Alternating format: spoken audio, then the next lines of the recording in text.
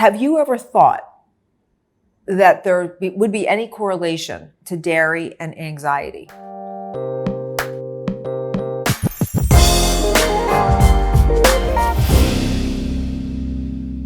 Hey everyone, welcome to another episode of Digging In with Dr. Kellyann, and today we tackle milk and milk alternatives. Should you or shouldn't you? We're going to find out.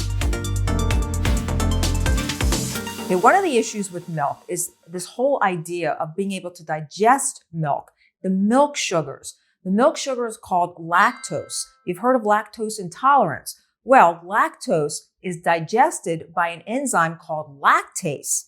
And as babies, we have an abundant amount of this lactase, but as we get older, it starts to drop off. We have less and less of it, thereby causing all kinds of digestive problems. So if you're someone that maybe gets bloated a lot, you're somebody that has constipation or diarrhea, or someone that has stomach aches and pains, that may be telling you something, that it's this problem with milk sugars. The second is with milk proteins. This is another issue.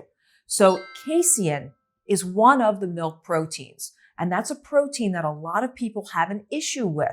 Why? Because it triggers an immune response. What that means to you is a lot of times there's a respiratory inflammatory response, which might mean runny nose, it might mean itchy eyes, it might mean skin rashes, skin problems, it might mean gut problems. So those are two big triggers for people, the milk sugars and the milk proteins, but there's more. Another issue that people have is skin problems, and we don't often link that to milk, and we need to. Acne is one of the biggest problems that we have. I can't tell you how many people that I've seen that have come in with skin problems that have been healed through nutrition, specifically through linking it to milk. I even had in my own house, my son had cystic acne. That's the worst form of acne. And I was actually able to remedy that through pulling milk and gluten from his diet. And his cystic acne actually went away. One of the reasons why we call this the invisible problem is the whole idea behind being able to link what's going on to you and trace it back to milk.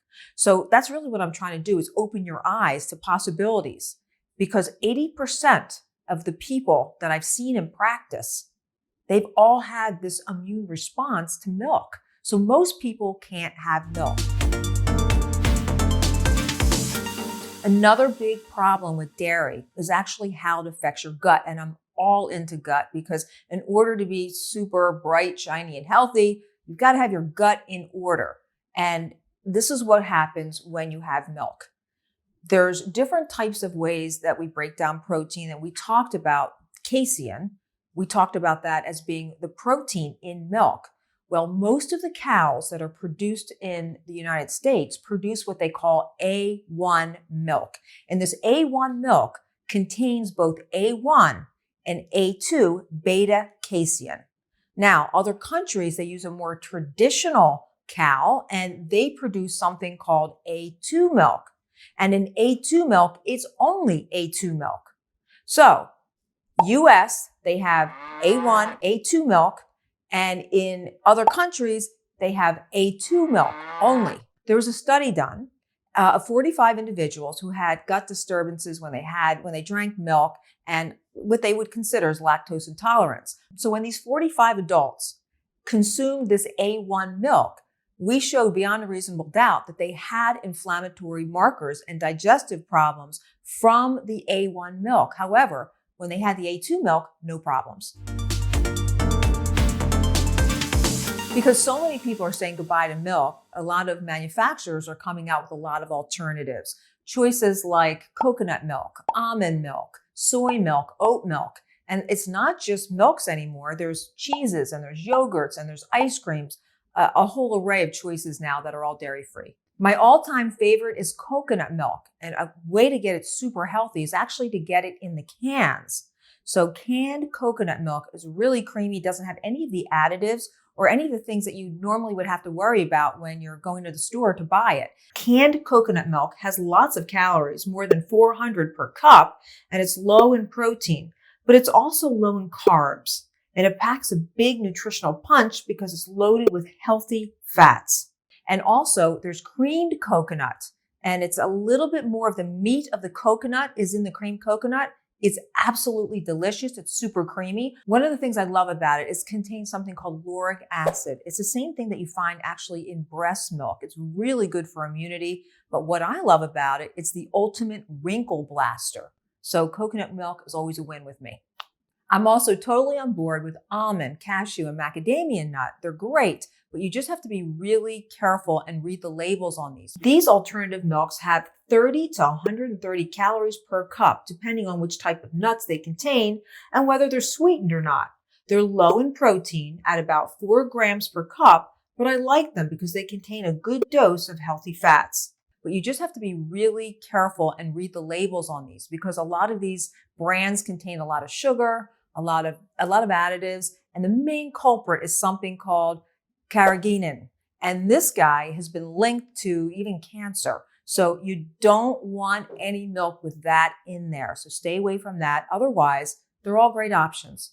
I think oat milk, it's an okay choice. I wouldn't have it every day. It's one of those milks that you can have once in a while, and I think it's fine. This alternative milk checks in at about 120 calories per cup. It's a little higher in carbs, but here's the plus.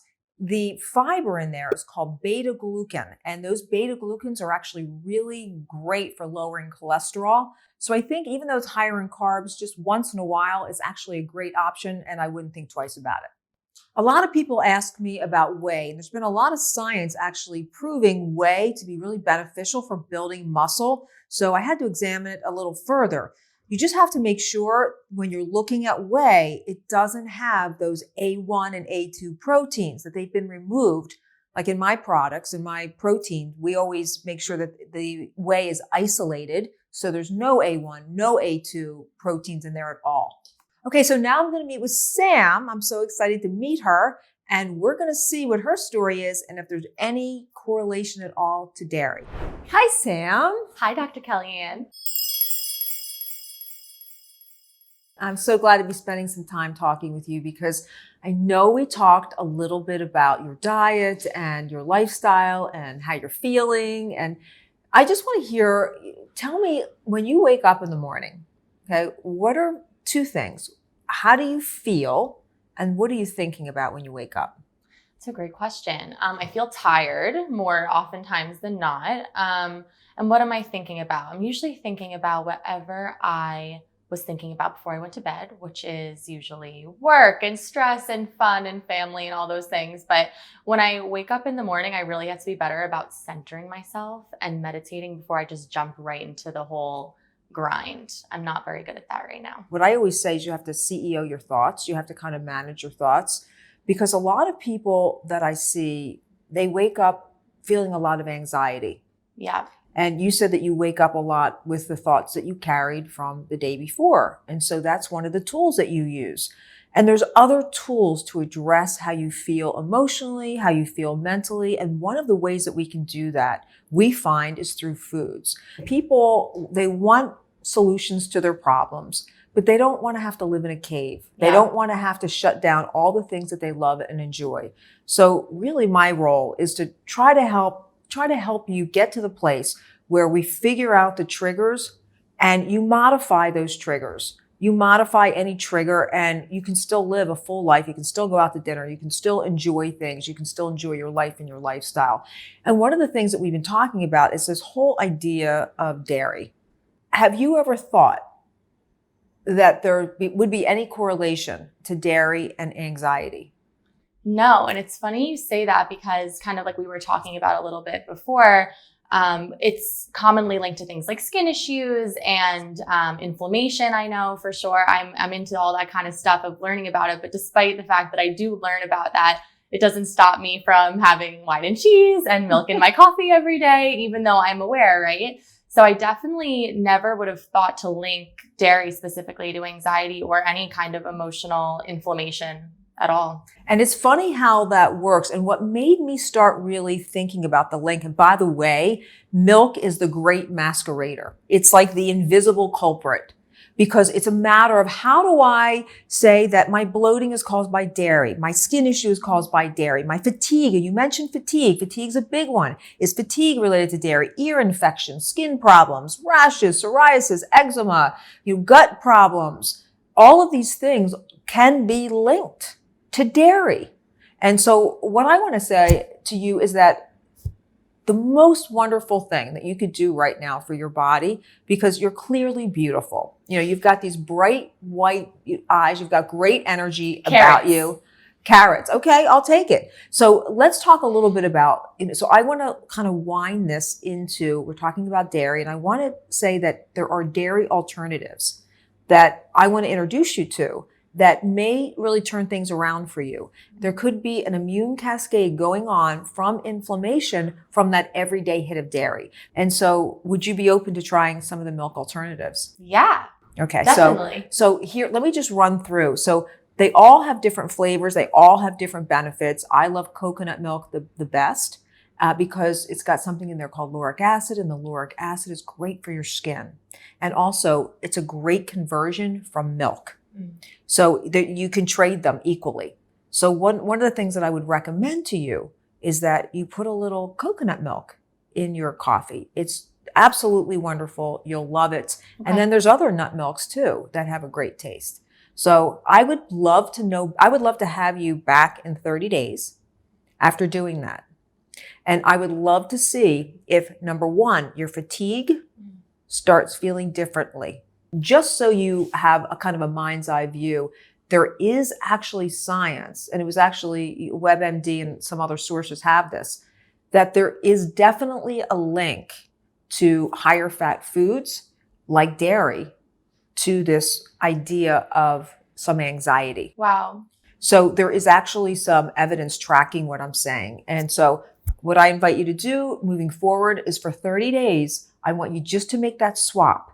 Go off milk and make sure that you are really careful about any of the additives, any of the sugar, and any of the milks that you choose. And that word, what was that word that we were talking about earlier? Carrageenan. Carrageenan. Carrageenan. We're Italian. We're saying it like that. Carrageenan. I love that. No carrageenan in our milks. No carrageenan. But I have a question. Yeah. I know we're talking about a lot of these things with coffee and milks, but what about ice cream? I think I was asked if I have it often, and someone was like once a week, once a month. And I was like, once a month? I was like, I'm thinking like every other day. And that's me being super generous. God bless her being 25, guys. I was asked what my favorite restaurant was, and I said Carvel. I'm not even kidding. I'm looking back, and it's so funny because I was thinking about it, and I was like, do I have a lot of dairy? I'm like, I don't think so. And then I'm looking, I'm like, I have cheese and crackers with wine like multiple times a week. I have ice cream almost every day. I have milk in my coffee every morning. I'm like, I am a dairy culprit. I am a dairy person. Like, I didn't realize how much just in little doses, but every single day I'm having it. It just sneaks in. I love that you said that. And I love this conversation because the potential is so grandiose. It's like there's such a wide open space for you to be even more magnificent than you are. Because what you can't see is that what's happening inside after you have this food. And this is not a scare tactic, but what I do in my life in order to keep my connection with food to the highest good, to my highest good, is I picture what's happening inside my body. Is it like charred glass? Okay. Is it like, and here's the thing.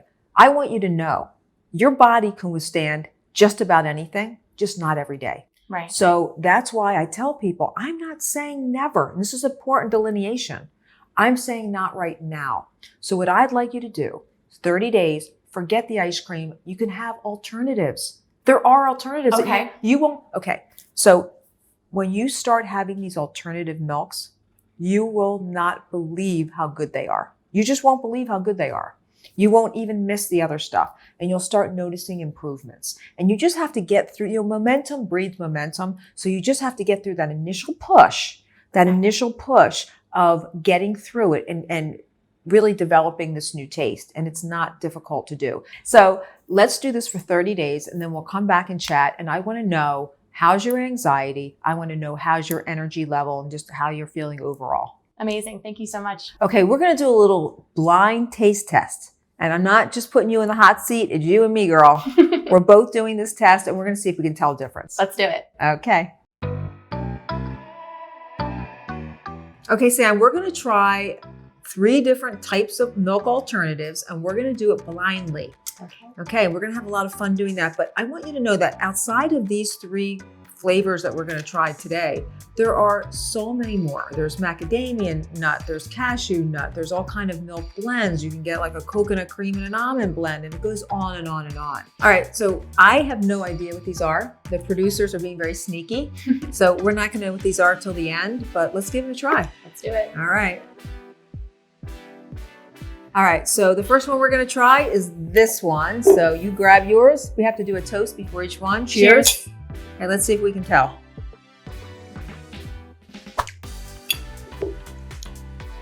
I thought it was oat, but I don't think it's oat anymore. See, I think it's oat. It's definitely not a cow, I'll tell you that. No moo. But I have to tell you, this has, you know why? Because the thing about oat milk is that it's a little richer in its taste and it has actually a little bit more calories than the others. But I love it again for that fiber, that beta glucan that's in there.